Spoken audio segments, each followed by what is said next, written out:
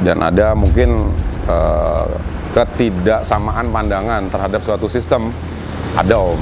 Tapi faktor utama saya keluar itu bukan karena itu sebenarnya, karena saya mau fokus main. Tapi pernah mencoba merasakan jadi juri kayak gitu? Pernah. Sebelum saya di sana di Sampit kan nggak ada juri Om. Saya sempat ikut terlibat juri juga, ngasih edukasi juga. Berapa lama itu jadi? Ada kalau 2 tahun Om, 2 tahunan. Jadi Lumayan panjang. iya, bahkan kami menciptakan sistem baru gitu, sistem baru di penjurian, dan mungkin ini lebih fair dan kompetensi juri itu kelihatan dia tuh bisa apa enggak.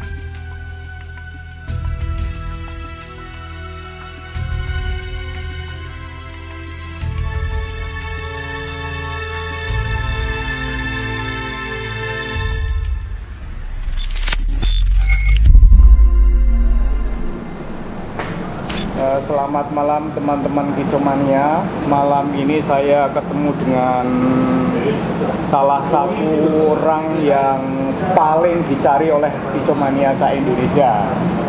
Namanya Pak Dwi Sampit. Kita tahunya itu, kalau di sini kita ngomong di Sampit tahu artinya Pak Dwi yang berasal dari Sampit. Tapi kalau orang Sampit gimana? Saya menyebut Dwi Sampit, tahu nggak itu? Tahu Om, tahu. Tahu ya? Tahu.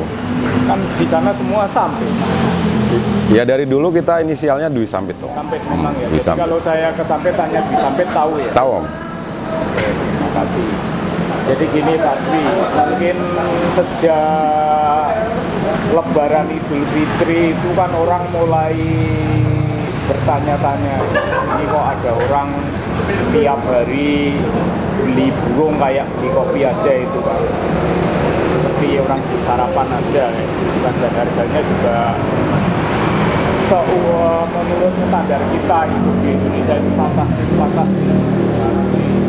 80 juta enteng aja tidak nawar, di sekian ratus juta enteng saja. Nah, maka orang kemudian bertanya, sebenarnya Pak Dwi Sampit itu kerjanya apa sih gitu? Oh, kerjaan nggak Om? Ya, kita mulai dari situlah. Kira-kira Pak Dwi Sampit memulai apakah dapat warisan sekian ribu hektar tanaman sawit kah? Bukan? Enggak. Atau gimana lah awal ceritanya? Jadi kalau kita bicara pekerjaan, kita bergerak di properti Om. Jadi ya properti. Sebentar Mas Dwi. Saya membayangkan Sampit itu masih di tengah hutan, ada yang beli properti itu? Banyak dong. Oh, berarti Banyak. lumayan penduduknya. Lumayan. Jadi di properti, jadi kita membawai 3 perusahaan Om ya. Jadi PT CMDP namanya, yang kedua CKM, yang ketiga Samaro. Jadi semuanya tiga-tiganya bergerak di properti, dan ruang lingkupnya ada yang di Sampit, ada yang di Banjarbaru, Mama di Plehari. Jadi ada di Itu selatannya Banjarmasin itu. Iya, jadi di Kalteng sama di Kalsel. Jadi kita fokus di Kalteng sama di Kalsel sementara ini Om. Itu membangun perumahan semacam itu atau apa? Iya, bikin perumahan Om. Perumahan. Sejak kapan itu Pak? Kurang lebih 6 tahun Om. Baru 6 tahun? Baru 6 tahun. Ya Pak Dwi di Sampit udah berapa lama? Dari 2008 berarti kurang lebih 13 tahun Om. Sebelumnya? Sebelumnya saya kontraktor. Nah, kontraktor, kebetulan tante saya pengembang di sana. Jadi saya konseptornya waktu itu untuk bisnis tante saya kan. Terus saya juga kontraktornya waktu itu. Di Sampit sejak tahun berapa? Orang asli Sampit atau maaf? Bukan. Jadi kebetulan istri saya orang Sampit. Terus 2008 kami lulus kuliah. Terus diajak ke Sampit loh. Ceritanya diajak ke Sampit. Properti, terus perkembangannya itu gimana kalau boleh saya tahu properti yang Bapak? Perkembangan properti. Ya oke sih Om. positif. Makanya kita dari satu perusahaan sekarang udah ada 3 perusahaan ya. Yang tadinya juga cuman ada di Kalteng, kita juga udah ngembangkan di Kalsel. Jadi progresnya bagus lah. Dan di tengah pandemi juga masih bertahan, Om. Masih berjalan, Om. Di Jawa khususnya kan banyak yang mengaku menurun lah, Ya, mungkin setengah kolek di sana malah masih tetap berjalan. Tetap berjalan, Om. Karena fundamentalnya juga ternyata di sana masih jalan. Karena basis ekonomi di Sampit sendiri kan sawit ya. Jadi terbukti di pandemi komoditi sawit bertahan, bahkan mencetak rekor tertinggi lah harga sawit di tengah pandemi. Ya. Berarti Pak, di Sampit itu dari sisi usaha itu sepenuhnya dari properti itu ya? Properti? Bukan karena kita membayangkan itu kan mungkin punya perkebunan atau punya pertambangan batu bara. Enggak. Properti. Sebagian orang kan kalau orang karena kaya itu pasti nggak jauh-jauh dari. Oh enggak, properti Om. Iya. Properti. Itu dari nol itu? Nol banget. Dari nol banget. Mulai modal usaha itu gadekan BPKB tuh. BPKB mobil waktu itu kan. Karena kita membuktikan bahwa bisnis itu bukan semata-mata uang yang paling utama kan. Memang penting, tapi itu bukan faktor utama. Yang penting kan expert dulu kan. Sama punya mentalitas juga, analisa yang kuat juga gitu kan. Ya, punya ide, eksekusi. Nggak sebatas di kepala ya. Oke, kalau begitu sekarang yang banyak orang tidak tahu itu kan Pak Dwi seolah-olah orang yang datang dari negeri atas berada. Yes. Tiba-tiba wah beli burung ini, besoknya beli burung ini, burung-burung terbaik, kacer lah katakanlah, kita sebut seolah-olah mau diambil semua. Kan orang jadi bingung, siapa? Padahal sejak kapan sebenarnya Pak Dwi suka burung? Suka burung dari kuliah tahun 2000 di Jember. Atau mana? Di Universitas Negeri Jember, UNED. Dari mulai 2000 kita udah suka burung. Waktu itu main anis merah kan. Terus sampai sekarang. Jadi kalau untuk beli burung dari dulu ya seperti itu. Misalnya kayak kami di Kalimantan, murai Borneo ya, yang paling top kan murai Borneo. Ya sama aja sih Om. Jadi kira-kira seperti itu kan. Cuman mungkin dulu nggak begitu terekspos kan, karena kami main di Kalimantan aja. Tapi waktu di Jember sudah mulai lomba juga? Lomba, langsung lomba. Waktu itu mainan anis marah. Burung yang juara seperti apa? Paham. Jadi memang mulai dari kuliah juga emang udah seneng, terus lumayan spekulatif lah.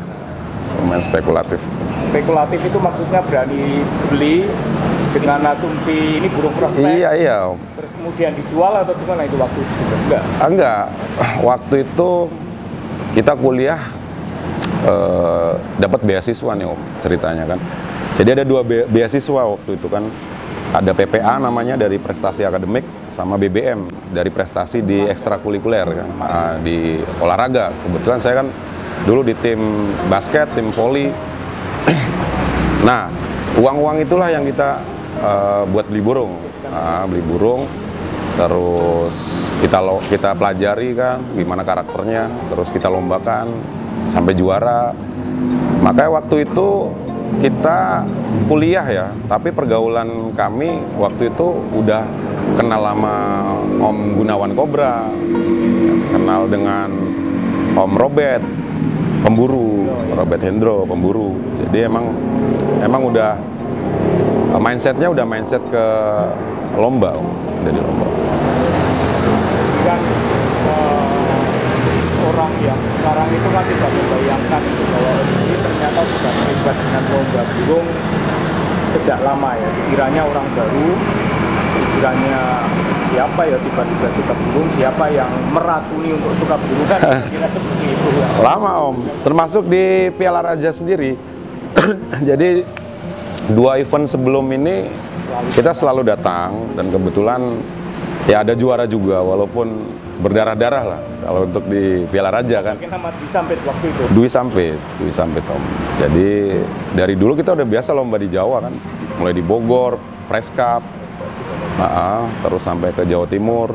Ke Jogja itu Piala Mataram, Piala Raja itu.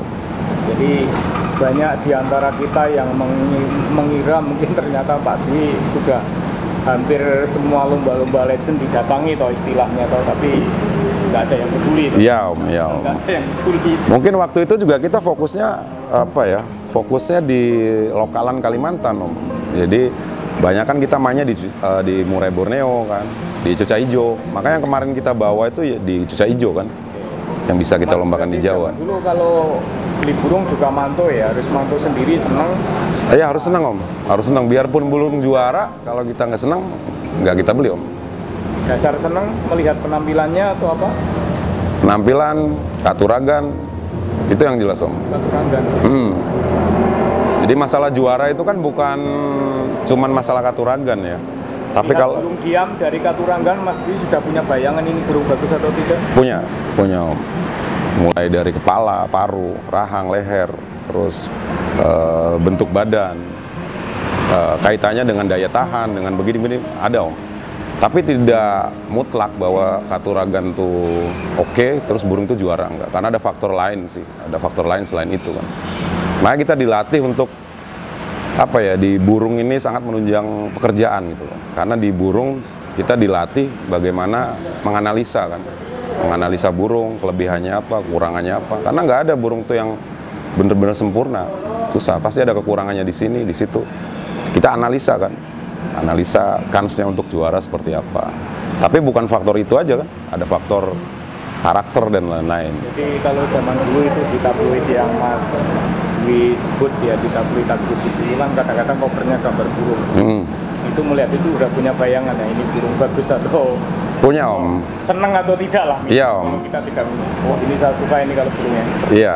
Jadi awalnya kita nggak paham juga Om bahwa burung tuh dari sisi katuragan tuh seperti begini, nggak paham juga. Cuma saya ada teman di Jember yang memang paham bener dia. Dia dulu pengepul anis merah. Jadi dia dari belajar itulah dia bisa menganalisa bahwa burung itu seperti ini. Karena dia membuktikan sendiri, mulai dari ngeloloh kan, sampai burung itu jadi. Lama-lama mungkin dia lebih expert kan. Bahwa oh kalau burung kayak gini nantinya seperti ini. Dan ternyata di burung lain pun sama Om. Sama. Masalah volume, masalah pembawaan lagu, masalah mental, masalah daya tahan, itu tidak lepas dari katuragan Om. Contohnya misalnya apabila burung tuh paruhnya begini, volumenya pasti begini, itu pasti Om. Itu pasti sudah. Nggak bisa bohong. Misal burung tuh paruhnya kecil, pendek, ya mungkin dia volume nggak begitu keras, tapi bawaan lagunya dia lebih bagus. Terus di era sekarang, di era YouTube, era video kan Mas Dwi banyak membeli burung karena nonton itu kan. Ya. Padahal sebenarnya kalau kita jujur, kalau dari sisi suara kan kita nggak bisa. Ya Om. Berarti biasanya kami begitu suka sama performan burung di YouTube, nanti kita tindak lanjutin kan. Dan pasti saya minta foto. Jadi foto burung dari samping kan. Kalau di YouTube kita nggak bisa memastikan, kalau bawaan lagu kita bisa memperkirakan kan dari gerakan paruh burung itu kan. volumenya kan Nah, masalah volumenya kan kita nggak tahu ini volumenya bagaimana gitu kan. ya, apa kan Nggak tahu Om. Jadi kita jadi kita bisa analisa, bisa pastikan lewat foto tadi. Saya pasti minta foto tampak samping. Nah ini menariknya verifikasi akhir malah justru dari foto ya? Foto, dari foto. Bahkan ada kami mantau burung waktu itu di Pekalongan kalau nggak salah. Pekalongan kita udah janjian. Saya lihat di YouTube tuh udah seneng. Begitu janjian, ternyata burung nggak perform. Terus saya cuma minta tolong videokan dari dekat. Habis itu di video, saya feel, langsung saya dealkan. Dan jadilah Mandalika Om. Mandalika itu begitu kita pantau dia nggak perform banget. Tapi begitu kita lihat dari dekat, oh ini burung bagus gitu. Dan ternyata setelah kita take over, memang performanya bagus Om. Terus bagaimana Mas Dwi itu misalnya memberi ancar-ancar harga, mintanya segini, ya saya kalau sampai segini berani itu rumusnya gimana? Ya itu mungkin agak subjektif juga Om ya. Kalau masalah harga itu kan di situ ada unsur selera juga kan.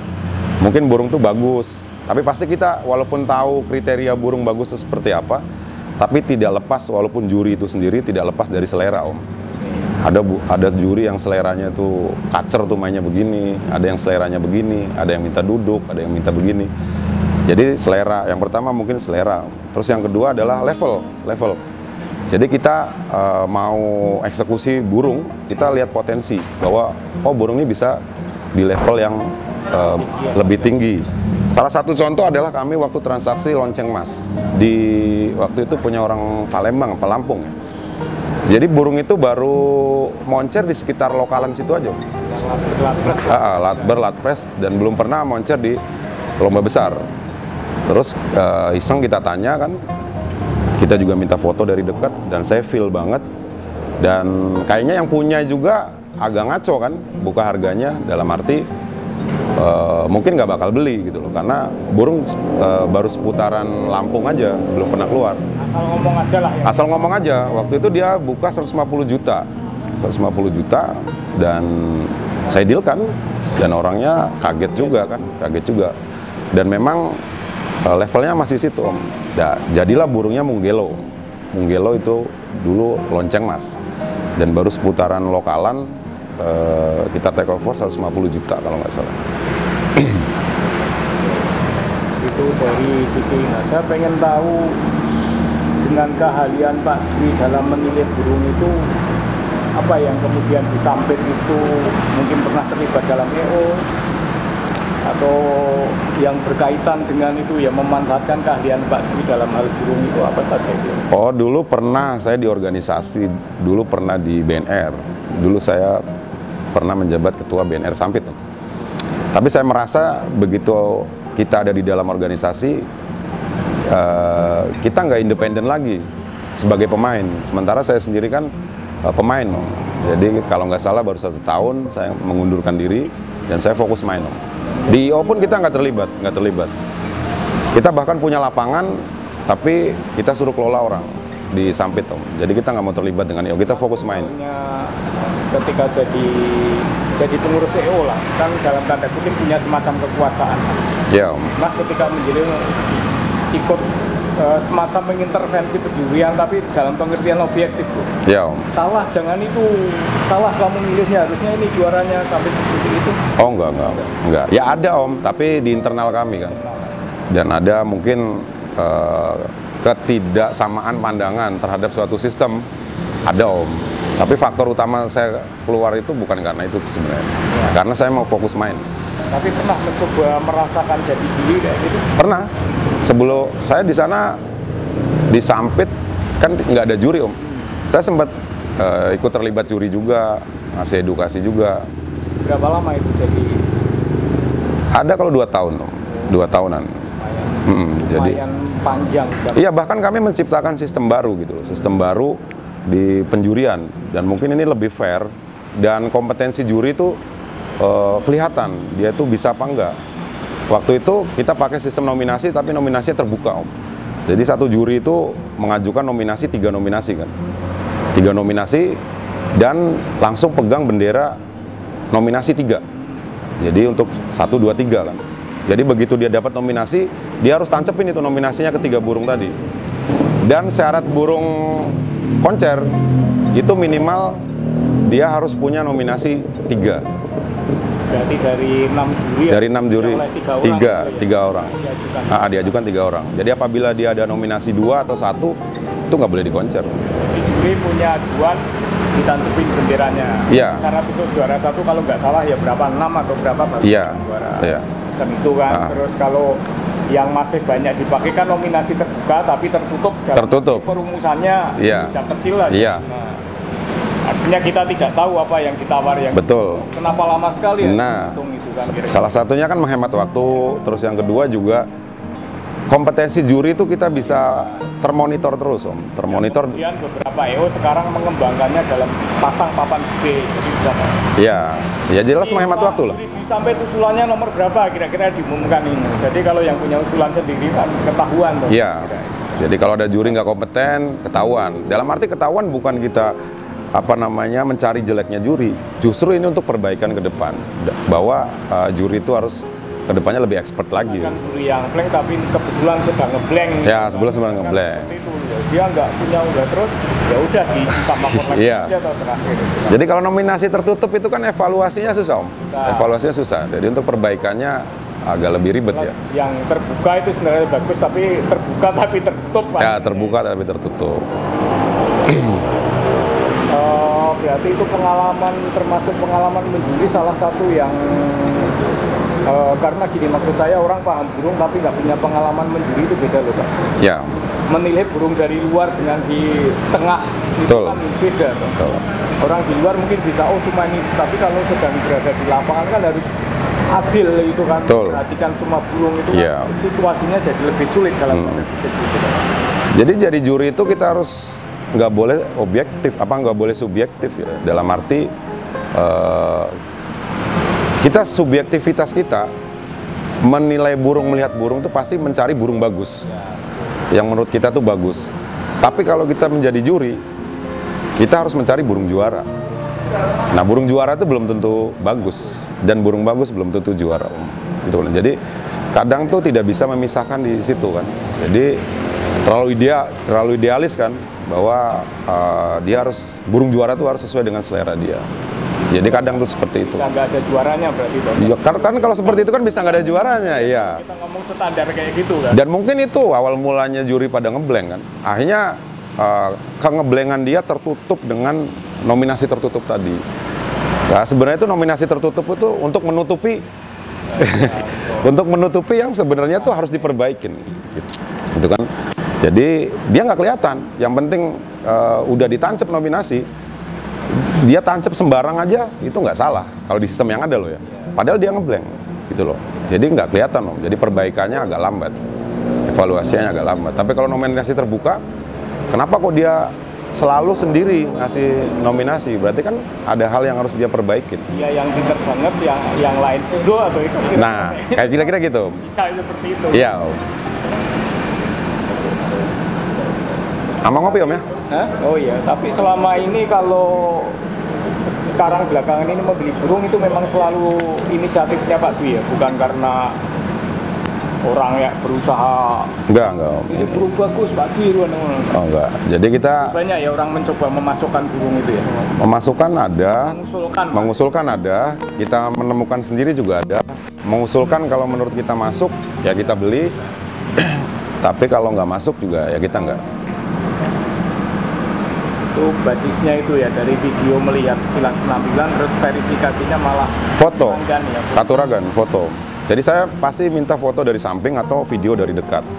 Ada salah satu contohnya si Mandalika sama si lonceng Mas. Kalau lonceng kan levelnya masih lokalan, di harga 150 juta untuk kacer masih level lokalan kan sebenarnya terlalu tinggi kan. Cuma saya lihat potensi burung tuh bisa di level yang lebih tinggi gitu. Dan agak langka lah burungnya, burung seperti itu. Kira-kira ini masih konsisten berkacer ya atau mungkin gantian lah anis merah mau saya cari lagi lagi. Anis merah di Jember masih ada 20 Om. Masih ada 20, cuman kita juga tahu bahwa lomba anis merah, main anis merah itu nggak gampang. Terus perlu ketenangan juga dengan Ketenangan yang merawat atau bahkan pemiliknya. ketenangan yang merawat, terus juga ketenangan di lapangan. Dan sistem lomba sekarang itu tidak mengakomodir itu, karena di lapangan itu modelnya ada payung, ada ini, dan itu kayaknya udah pantangan banget buat anis merah. Gitu kan, jadi kurang memahami juga bahwa sekarang kan teman-teman kan banyak kan main burung-burung yang tingkat stresnya nggak terlalu gede, kayak misalnya lovebird, kenari gitu kan, atau murai kan nggak terlalu gede. Tapi kalau anis merah itu kan punya tingkat stres yang lebih besar. Jadi apabila di lapangan udah bagus kondisi, lihat payung, ya udah habis.